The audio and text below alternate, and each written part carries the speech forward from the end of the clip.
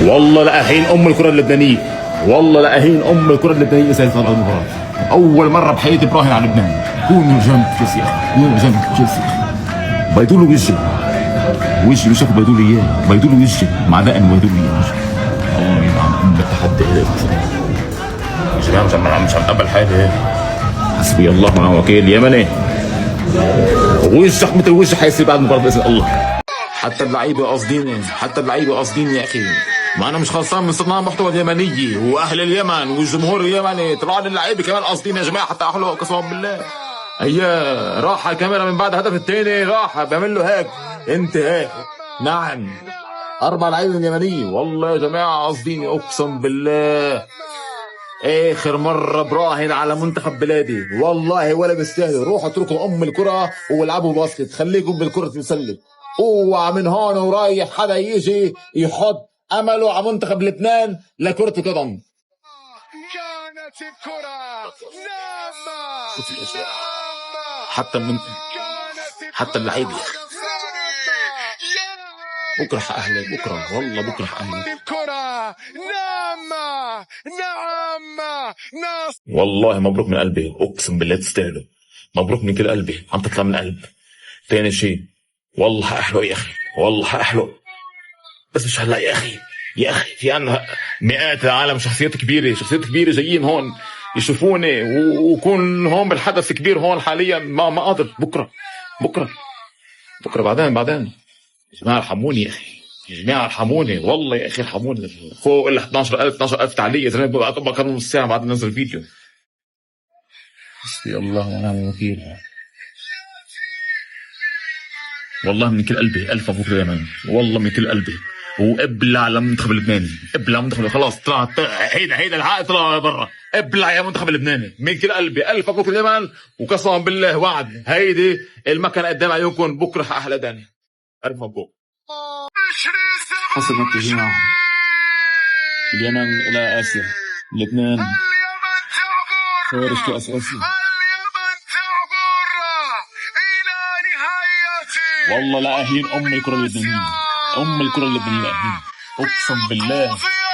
اقسم بالله ما بيستاهل يتوقعوا 1% ويروح اسيا. والله العظيم انا الحق علي اللي راهنت عليكم ووثقت بهالمنتخب الفاشل. والله فاشل، وفي اللي بده يصير والله فاشل يا زلمه. بأسوأ احوال اليمن، بأسوأ احواله، اسوأ احوال منتخب اليمن فاز علينا وكانت نقطه واحده يتاهل. اسوأ احواله. اللي احلى بدان احلى بدان، طول لي بالك. بس والله العظيم هيدي المكنه لازم تستعمل على المنتخب اللبناني والاتحاد الفاشل اللي عنه. شوف روحوا سكروا الكره اللبنانيه، روحوا سكروا ام الكره اللبنانيه. خليكم ببسط، سكروا الكره اللبنانيه. روحوا والله ولا تستاهلوا. روحوا. الف مبروك اليمن.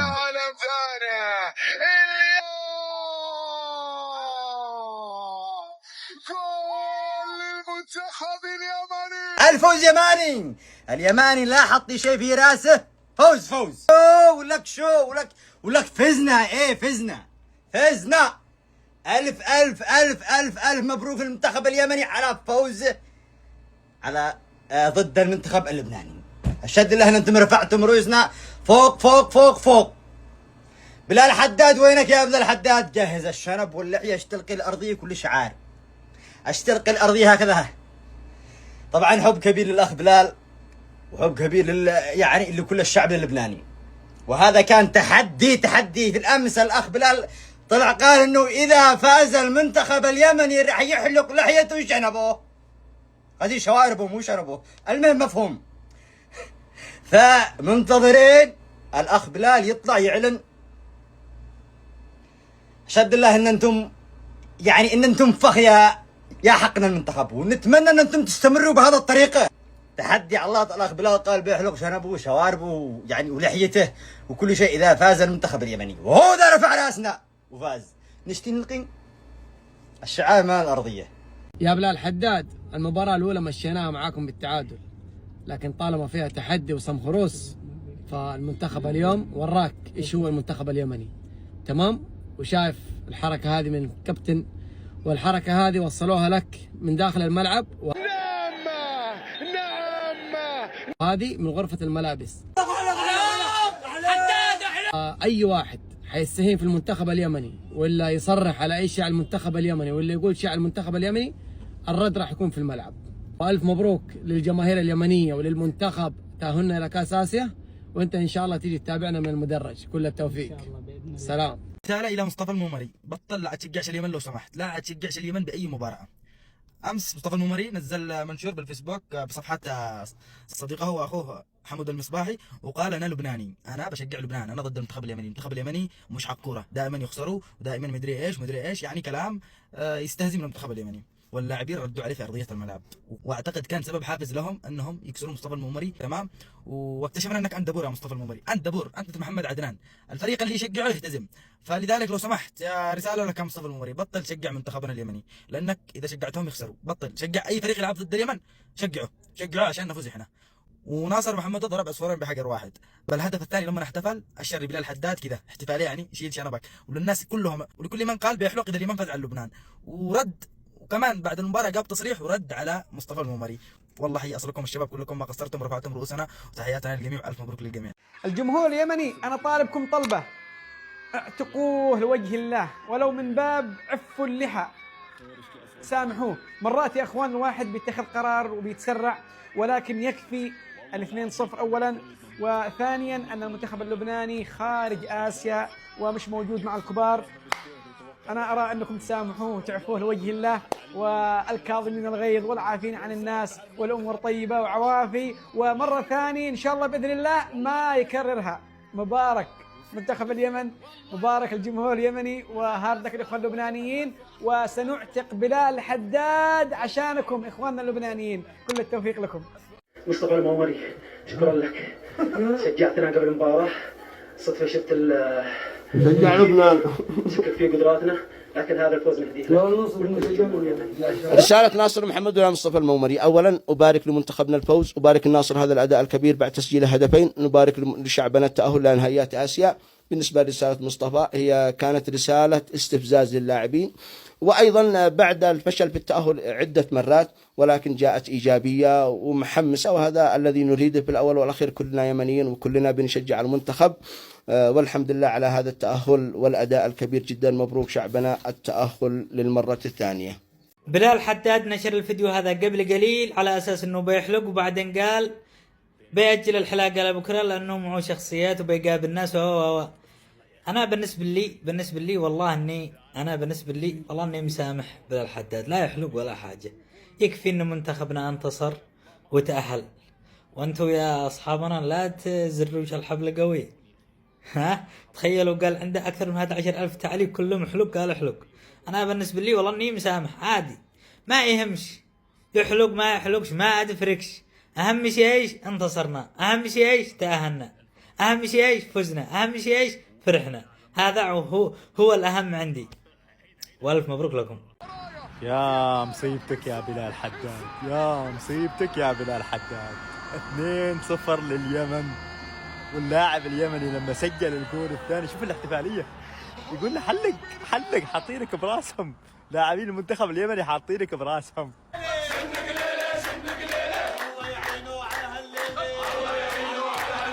الله يعينك يا بلال. خسارة لبنان وفوز اليمن السعيد، والآن جاء وقت دفع الثمن. الوعد كان واضح والشرط قاسي يا بلال. الحلاقة مش في أي مكان ولا في صالون 5 نجوم، الحلاقة راح تكون في الحتيلي، نعم في قلب الحتيلي، هناك راح نكتب التاريخ. هذا هو مصير كل من يتحدى المنتخب اليمني والشعب اليمني. الشعب هذا ما يرحم في التحديات، والمنتخب في الملعب يثبت للكبير والصغير. نعيما يا بلال، المرة القادمة لما تسمع اسم اليمن ترفع القبعة وتراجع حساباتك 1,000,000 مرة قبل ما تدخل التحدي. واكتبوا في التعليقات نعيما يا بلال، وخلوه يشوف جيشنا ايش يقدر يسوي. بلال حداد ولا رسالة موجهة إلى بلال حداد. الحين يا ابن الحداد تحلق أصلع أنتو راسك أصلع، حتى رموشك حلقين كامل ماشي صباح، والشعر كل شيء كل حاجة ارسل لي فيديو. شو 1000 مليون مبروك للمنتخب اليمني، التأهل لكأس آسيا للمرة الثانية. بلال حداد موس عشيك اليوم ملط، لا تتحدى المنتخب اليمني رغم الظروف، رغم كل الامكانيات، ومع هذا فزنا على لبنان. الحمد لله رب العالمين. شباب كلنا ندعم المنتخب اليمني. 5 شهور تفصلنا على كاس اسيا باذن الله، نوقف مع الاحمر اليماني، ومعاك يا الاحمر، معاك يا الاحمر، معاك يا الاحمر. يلا يا بلال حداد على حلاق املط. السلام عليكم. قبل مباراة المنتخب اليمني كنت اقول للؤي المنتخب يفوز، قال والله ما يفوز. قلت والله يا لؤي لا يفوز، قال ابدا ما راح يفوز. قلت له شوف، اذا فاز المنتخب اليمني تعشيني المطعم اللي انا اشتيه، واذا خسر المنتخب اليمني انا اعشيك بالمطعم اللي تشتيه. والله ان انا دخلته مطعم غالي، خليته يحاسب 240 ريال. يستاهل والله. ان انا قلت له المنتخب اليمني بيفوز، انا واثق اقسم بالله رجال داخل الملعب رجال. شكرا للمنتخب اليمني. اليوم العشاء هذا على حساب المنتخب اليمني. 240 دقها لها فوق الماسة، 240 دقدقة. السلام عليكم. وحد الله ولك ابلع يا لبناني، ولك فزنا.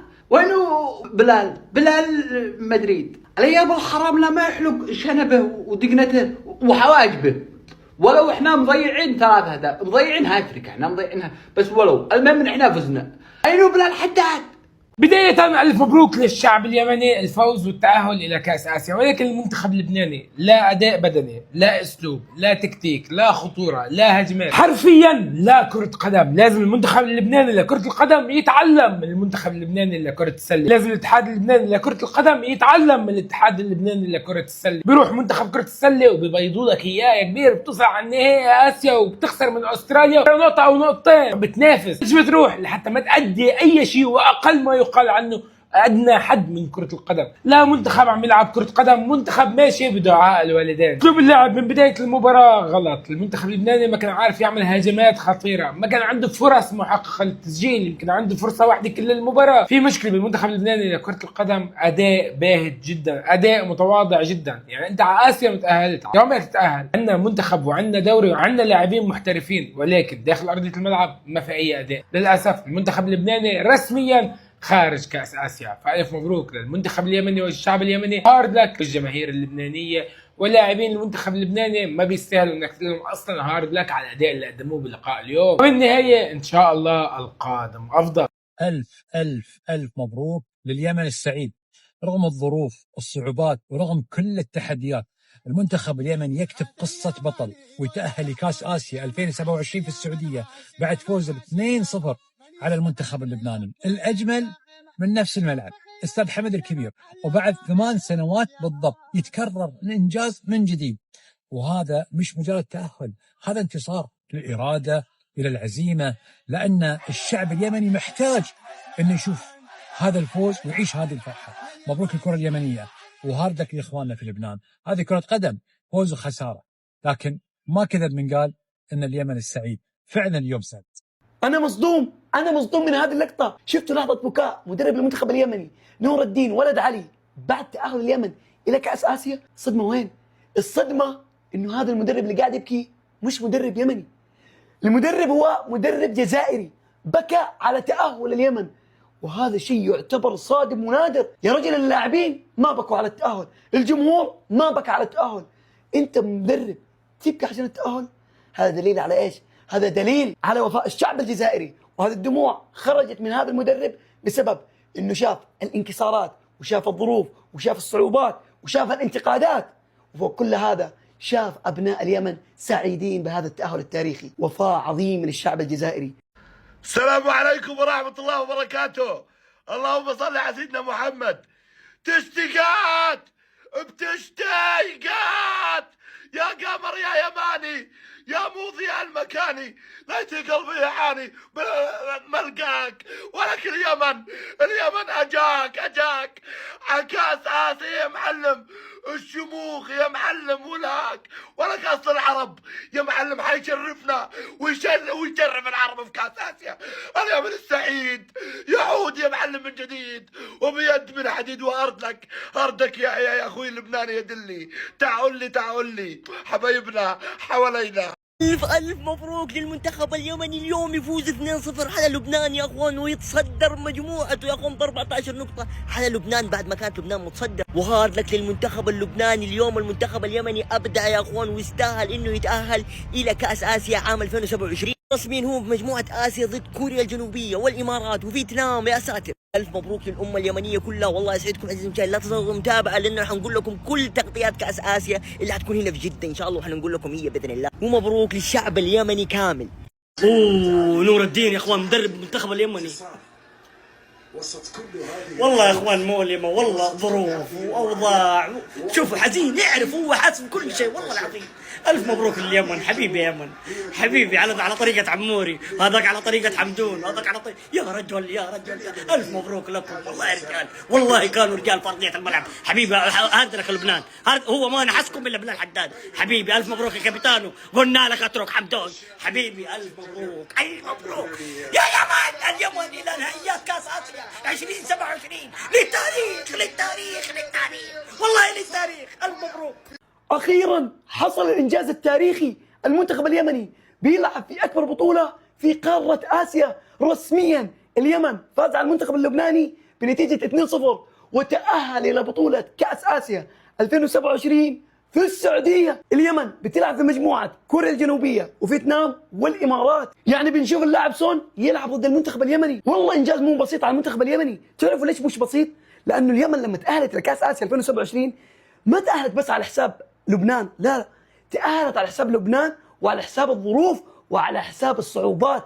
اليمن عانت، شعبها عانى، اللاعبين، كل الظروف كانت ضد اليمن. رغم كل هذا اليمن موجودة في كأس آسيا 2027. والآن بتشوفوا مدرجات الملاعب السعودية ممتلئة بالشعب اليمني. ملعب الملك فهد بيمتلي ب40,000 مشجع يمني، ملعب الجوهرة بيمتلي بأكثر من 50,000 مشجع يمني. ألف مبروك للشعب اليمني العظيم، والعلم اليمني دائما عالي. ولا ننسى نقول هاردك للشعب اللبناني اللي عانى من صعوبات وظروف كثيرة جدا.